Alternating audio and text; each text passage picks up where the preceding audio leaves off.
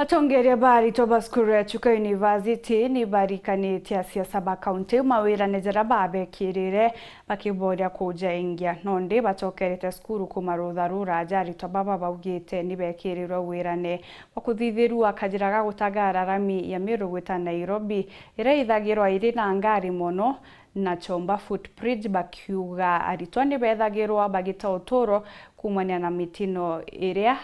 ithagirwo ikari kaundi rabatagarite kirimo buge Patrick Munene na Governor Njuki nibo barikanite wirane bwa kubekira rami tujira turaturinda gani turani impanga ndira kobura Samuel Geshma na Ntatoije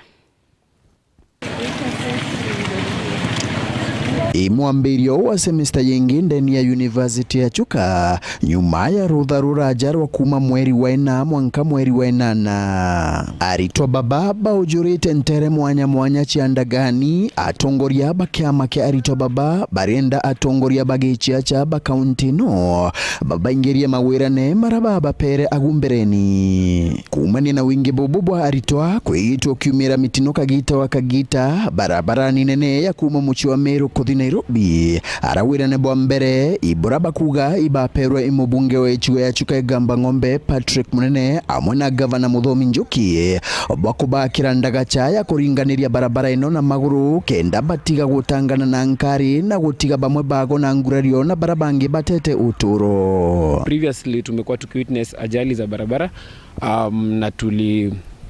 na tuliweza kuongea na bwana governor bwana MP Patrick Wagidhomo na akasema atatuwekea footbridge hapo na maybe bumps ndio to reduce the accidents because unaangalia hii Meru Nairobi highway ni mahali ambapo hizo gari za mira ambazo zinakimbia kwa speed ya juu zinapita na so they are exposing our students to risk of accidents because we have a big number and now we have congestions maybe on the road because the road is also in our market center, so hiyo kitu iweze kuwa hastened. If the process is there, let it be hastened so that the security of our students can be enhanced because we don't want to losing a life again. Kulingana na population yenye iko hapa shule tunahitaji footbridge so that despite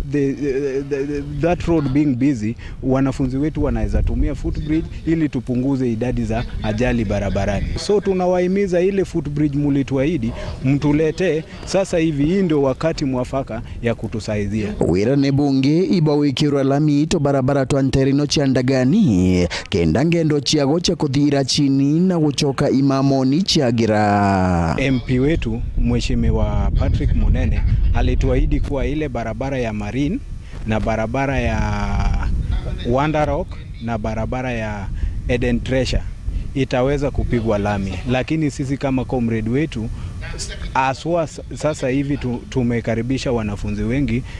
katika mwaka wa kwanza. Unapata watu wengi wanaishi huko na wanapitia matope na wakati wa mvua hawawezi kufika darasani. Ningetaka kukumbusha mbunge wetu kwa kuna ahadi alikuwa ametupe